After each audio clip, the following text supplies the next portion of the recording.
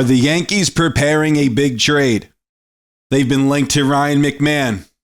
Now Eugenio Suarez. Would you guys be interested in either one of those two? Let me know down in the comments. Now, it's been rough lately for the Yankees. They now find themselves 3 games behind the Toronto Blue Jays. 3 games.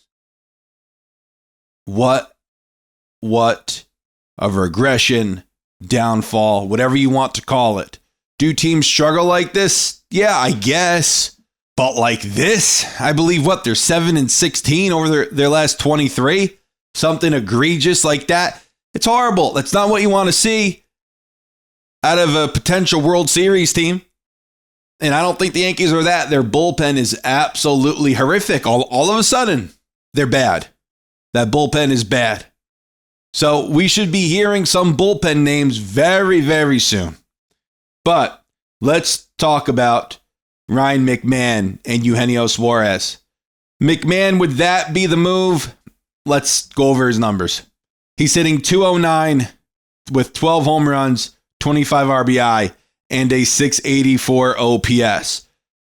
All right, not so good. Let's go over what he's done over his last 28 days. In 25 games, McMahon is hitting .200 with 5 home runs, 7 RBI, and a .684 OPS.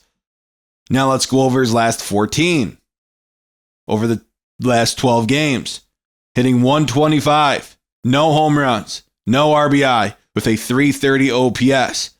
Then over his last 7 days, 6 games, hitting .053 with a .195 OPS. Once again, no power numbers to show for over his last week of play.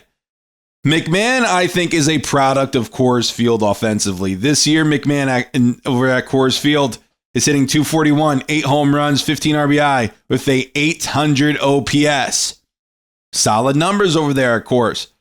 But away, he's been horrible. 4 home runs, 10 RBI with a .180 batting average and a .577 OPS. He has played the same amount of games home as he has away. McMahon is still a very good third baseman, I believe. 3 outs above average for the third baseman. He's a free agent at the end of this season. Is he worth it?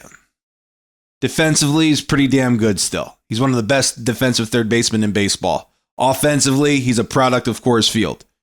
For one, if the Yankees are able to bring along 1 or 2 relievers from Colorado, because they have a few of them that I like, if they're able to pull that off along with McMahon, maybe I would be open to it.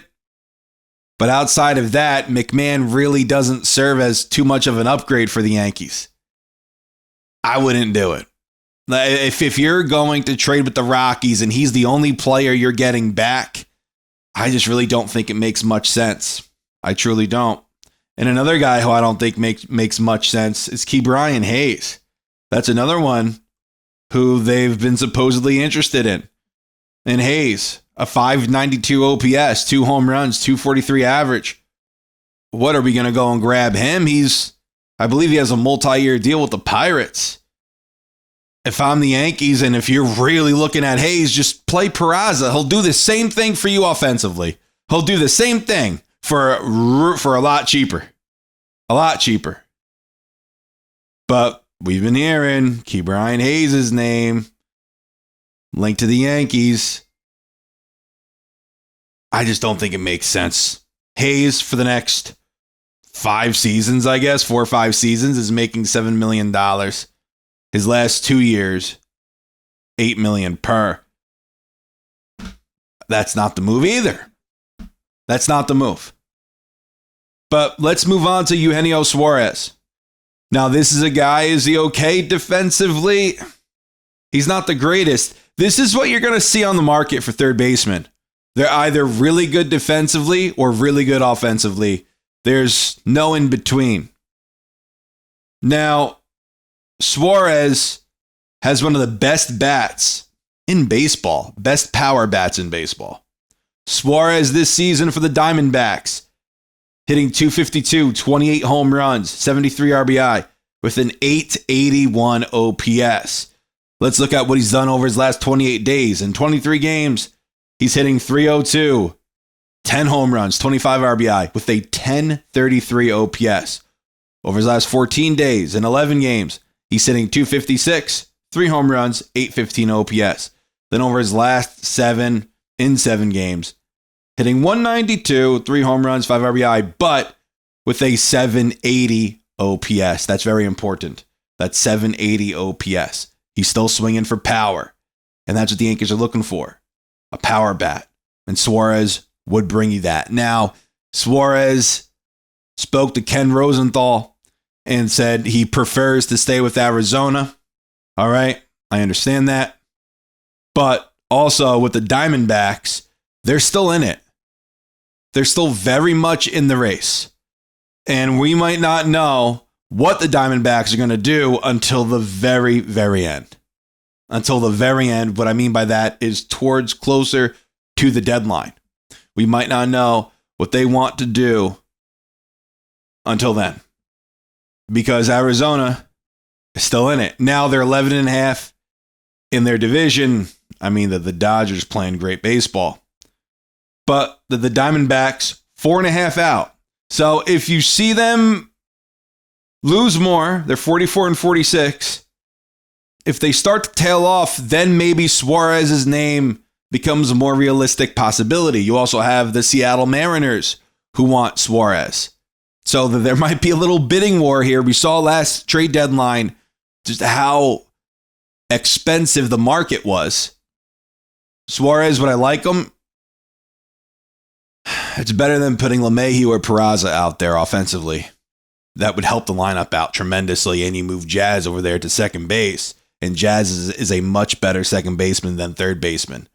I was a big proponent of Jazz moving to second base. I really wanted that to happen. I wanted Jazz to move back to second base last year when they acquired him. But as we know, Gleyber Torres did not want to play third base. He wanted to stay at second, and Aaron Boone accommodated him. But moving Jazz back to second, where he played well this season, he's played well over the course of his career over there at second base. He's not doing so great at third base this year as he did last year for us. So moving Jazz back to second, where he's more comfortable, makes a lot of sense. And in getting Suarez, that would do that. That would make it happen. It's just, what are you trading for Suarez now? There might be a bidding war if he becomes available, because have 28 home runs, or at the time of the deadline, maybe 35, 36 home runs available to you. That's a lot. That's a lot of home runs. A lot of teams are going to be interested in acquiring that, and acquiring almost a 900 OPS, especially a playoff team. So depending on where the Yankees are, and we don't know, listen, as of right now, the Yankees are what? They're right there in the wild card, of course, but they're 3 games out in the AL East. They're first in the wild card, tied with Tampa Bay. Seattle's right behind them. My gosh. Seattle, they could take the series against the Yankees. They leapfrog us, and Boston's right on our heels still. They're 2.5 out of the wild card, so 2.5 behind the Mariners, 3.5 behind us. Not good. The Yankees did not put themselves in a good position right now, and it has a lot to do with their personnel. Their personnel is bad. What they have available is bad. Their bullpen is bad. Is Luke Weaver okay? Like, is he okay? It doesn't appear to be. He doesn't appear to be okay. He's getting lit up. So guys who you were relying on in your bullpen all season long, you can't rely on them anymore. Devin Williams has been a different story. He's been pitching pretty good. He has. It's just the rest of that bullpen, more so, they're not very good, and they haven't been very good.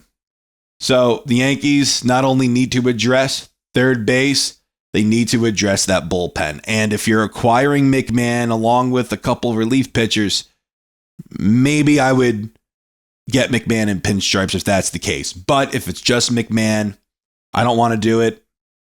Eugenio Suarez is a very intriguing name. He's having a good year. He's not the greatest defensively, though, but if that means moving Jazz back to second, makes a lot of sense. It's just, you're going to have more teams than just the Yankees and even the Mariners, I think, in on Suarez. But we'll see what ends up happening. Let me know what you guys think down in the comments. Thank you guys so much for watching. Take care.